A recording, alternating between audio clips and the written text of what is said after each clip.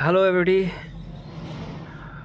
সমস্ত ডাব্লিউবিপি ক্যান্ডিডেটদের জানায় অগ্রিম শুভেচ্ছা অভিনন্দন। তাদের পরীক্ষার জন্য 30 তারিখে তোমরা চলেছো তোমাদের জীবনের একটা যুদ্ধ লড়াই করতে বা যুদ্ধক্ষেত্রে আছো তোমরা নিজের পরীক্ষা করতে, ঠিক আছে, নিজের বল পরীক্ষা দিতে।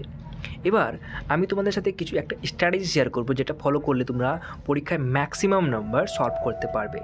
আমি এই স্ট্র্যাটেজিটা ফলো করি, আজ পর্যন্ত প্রায় ডজনখানিক পরীক্ষা পাস করে ফেলেছি। তো ওই স্ট্র্যাটেজিটা তোমাদের সাথে শেয়ার করবো। আমি 2020 সালে কনস্টেবলে পরীক্ষা দিয়েছিলাম, তখন আমি গ্র্যাজুয়েশন করছিলাম, আমার গ্র্যাজুয়েশন চলছিল অনগোয়িং। তখন আমি প্রায় 2 মাস পড়েছিলাম, 2 মাস পড়ার পর আমি পরীক্ষা দিয়েছিলাম। তো আমি কাট অফ থেকে অনেক নাম্বার বেশি পেয়েছিলাম। এই স্টাডিটা ফলো করি। তো সেই স্টাডি ফলো করে আমি PSC clerkship, PSC miscellaneous, WP SI KP, SI WP constable, তারপর হচ্ছে ফুড এসআই রেজাল্ট দেয়নি এখনও, ফুড এসআই, আরও ডাব্লিউবিসিএস প্রিলি, এরকম অনেকগুলো পরীক্ষা আমি পাস করেছি।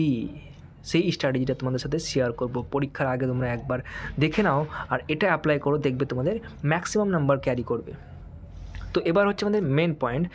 যেহেতু আমাদের পরীক্ষার 85 নাম্বারসের, তার মধ্যে 10 মার্কস হচ্ছে ইংলিশ, 25 নাম্বারস হচ্ছে আমাদের জিকে জিএস, আর 25 হচ্ছে ম্যাথ, 25 রিজনিং। মানে জিকে আর ইংলিশ মিলে হচ্ছে 35 নাম্বার, যেটা হচ্ছে তোমাদের পারলে একবারই পারবে আনসার, না হলে না পারবে। তো ওই পোর্শনটাকে তোমাদের প্রথমে অ্যাটেম্প করতে হবে। মনে করো তোমার কাছে 60 মিনিট টাইম আছে, তার মধ্যে তুমি 5 মিনিট বাদ দিয়ে দাও, সেটা তোমার সিগনেচার করার জন্য বা অন্যান্য যাবতীয় কাজের জন্য, যেটা পরীক্ষা হলে হয়ে থাকে। এবার 55 মিনিটসে তোমরা কী করবে? দেখো, প্রথম যে তোমরা টাইম পাবে সেখানে দেখবে কী করবে, প্রথম পেজটা নিলে এখানে যতগুলি জিকে আছে, মনে করলো আমি সাদা হাতির দেশ কাকে বলা হয়, থাইল্যান্ডকে বলা হয়। তো এইভাবে তুমি টিক করলে এবার তোমার ওএমআরে গিয়ে ডাইরেক্ট গোল করে দিলে, ঠিক আছে। এইভাবে আনসার যেটা ওএমআর আছে, এটা ওএমআর নয় অবশ্য, ওএমআরে গোল করে দিলে হয়ে গেছে। পশ্চিমবঙ্গের কোন জেলা সবচেয়ে কম তপশিলি জাতি বাস করে, এই কোশ্চেনে যেটা আনসার হবে তুমি সেটাকে টিক করলে। এবার তুমি নিম্নলিখিত কোন শস্যটি পলিমাটিতে উৎপাদিত হয় না, এইভাবে তুমি জিকেগুলোকে জাস্ট বাস করো। এখানে মনে করো 3টা জিকে পেয়ে গেলে, তুমি 3টা জিকে করলে। তারপর চলে গেলে ইংলিশটা এখানে আছে, ইংলিশটা করে নিলে। তুমি এখন ম্যাথ আর রিজনিং দেখবে না, যত ইজি হয়ে যাক না কেন, ওটাকে স্কিপ করো, সিলেক্টিভ হতে হবে।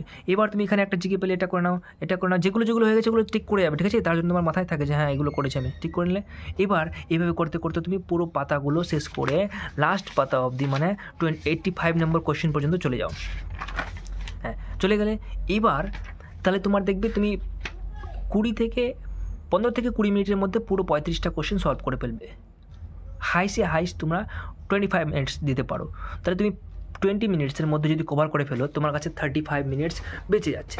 এবার তুমি কি করবে, 35 মিনিটসে আবার রিটার্ন আসবে প্রথম পেজে রিটার্ন আসার পর প্রথমে চলে আসবে তোমরা ম্যাথগুলোকে করতে। ম্যাথ কী করবে, প্রথমে তোমরা দেখবে যেগুলো ইজি মেথড আছে, তোমরা যেগুলো করতে পারো ভালো মতো, সেই মেথডগুলোকেই করতে যাবে। মনে করেন একটা ম্যাথ আছে, 2টা ম্যাথ আছে, তুমি মনে করো এটা ম্যাথ পাচ্ছ, ইজি আছে, তুমি করে যাও ওটাকে, ঠিক আছে। করতে ম্যাথ রিজনিং দুটো একসাথে চালাবে কিন্তু, ঠিক আছে, শুধু ম্যাথ নয়। এটাও পারছো, মনে করো তুমি এখানে এটা পড়ে যাচ্ছ, মনে করো এই ম্যাথটা তোমাকে বললো টাফ লাগলো, এই ম্যাথটা পারবে তুমি, কিন্তু টাইম লাগবে। যদি তোমাকে লাগে এই ম্যাথটা টাফ আছে, একটা টাইম লাগবে, তো এটাকে তুমি এভাবে গোল করে রেখে দাও। কেন গোল করবে আমি তোমাকে পরে বলছি। গোল করে রেখে দাও, আবার তুমি মুভ করো সামনে, এইভাবে দেখবে তুমি সবগুলো ম্যাথ পাচ্ছ, এখানে সবগুলো পেয়ে যাচ্ছ। এক ধার থেকে করতে যাও। মনে করো তুমি আবার এখানে একটা ম্যাথ আছে যেটা তুমি মনে করছো তুমি যে একটু টাফ আছে, এখানে সবগুলো ম্যাথ ইজি আছে, মনে করো তুমি করে নিলে। মনে করো এই ম্যাথটাই তুমি মানে টাফ লাগছে তোমাকে, মনে করো বড় মনে হচ্ছে, এটাকে তুমি ছেড়ে দাও, গোল করে ছেড়ে দেওয়ার পর এরকম করে তুমি পুরো এক রাউন্ডে পুরো ম্যাথ যতগুলো ইজি আছে সেই ম্যাথগুলোকে 85 পর্যন্ত করে আসার পর তুমি যেখানে গোল করে রেখেছো এটাকে এবার শুরু করো তৃতীয় রাউন্ডে। প্রথম রাউন্ডে তুমি জিকে শেষ করো, দ্বিতীয় রাউন্ডে তুমি ইজি ম্যাথগুলো করো, ইজি ম্যাথ রিজনিংগুলো। এবার থার্ড রাউন্ড অর্থাৎ লাস্ট রাউন্ড যেটা বলা যায়, তুমি বড় ম্যাথগুলোকে করতে শুরু করো। এই ম্যাথটাকে করো, এই ম্যাথটাকে পারলে এই ম্যাথটাকে টিক মেরে দাও। এই গোলটা কেন বলেছিলাম, যখন তুমি একবার কোশ্চেন সলভ করে দ্বিতীয়বার কোশ্চেন সলভ করতে, তখন তুমি খুঁজে বেড়াবে আমি কোনটা ম্যাথ ছেড়েছি, তখন খুঁজে পাবে না, তখন অত মাথায় মধ্যে থাকবে, দেখবে বাড়িতে আসে যে আমি এই কোশ্চেনটা ছেড়ে এসেছি, পারতাম। তাহলে এই গোলটা করলে তোমার সুবিধা হবে যে তুমি খুঁজে বের করবে, হ্যাঁ এই ম্যাথটা বাকি আছে আমার, এটাকে করে গোল করে দিলে, টিক করে দিলা, ঠিক আছে। সেম এখানে আবার মনে করো এই ম্যাথটা করার পর এটাকেও টিক মেরে দিলে। সিমিলারলি মনে করো তুমি অন্য জায়গায় আরও গোল করে রেখেছিলে, মনে করো এই ম্যাথটা গোল করে রেখেছিলে, এটাকে করে দিও, এটাকেও করে নিলে। এইভাবে দেখবে তোমাদের যে ম্যাক্সিমাম সময় ইউজ হবে, আর তোমার দেখবে 55 মিনিটসের মধ্যে ম্যাক্সিমাম নাম্বার মোটামুটি 70 থেকে 80টা কোয়েশ্চেন তোমরা টাচ করে আসতে পারবে যদি এই স্ট্র্যাটেজি ফলো করো।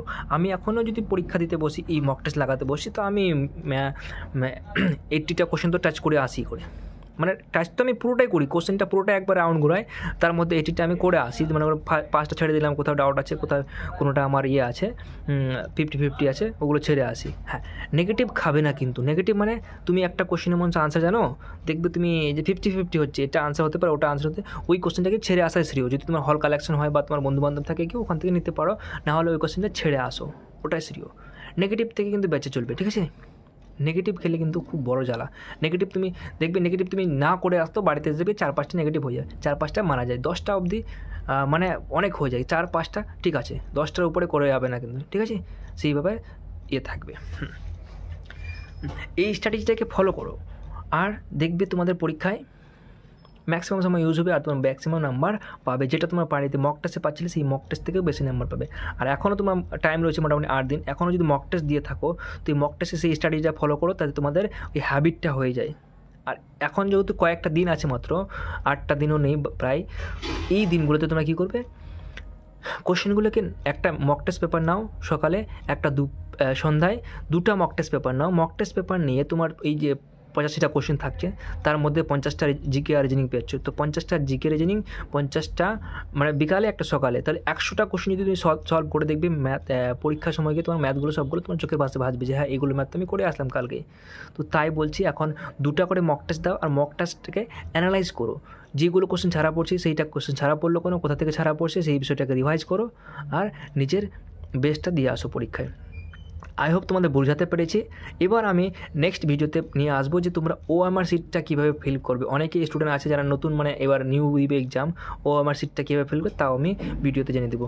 তোমাদের কোনো রকম আর কিছু জানার থাকলে অবশ্যই কমেন্টে জানাবে, আর ভিডিওটা কেমন লাগলো অবশ্যই জানাবে। আর যদি কোনো রকম কোশ্চেন থাকে বা কোনো রকম আমার সম্বন্ধে জানার ইচ্ছা থাকে, তা অবশ্যই কমেন্টে জানাবে। আর ভিডিওতে কোনো রকম ভুল প্রোনাউন্সিয়েশন বা ভুল কোনো তথ্য দিয়ে থাকলে তার জন্য আমি খুবই দুঃখিত বা সরি। Thank you everybody.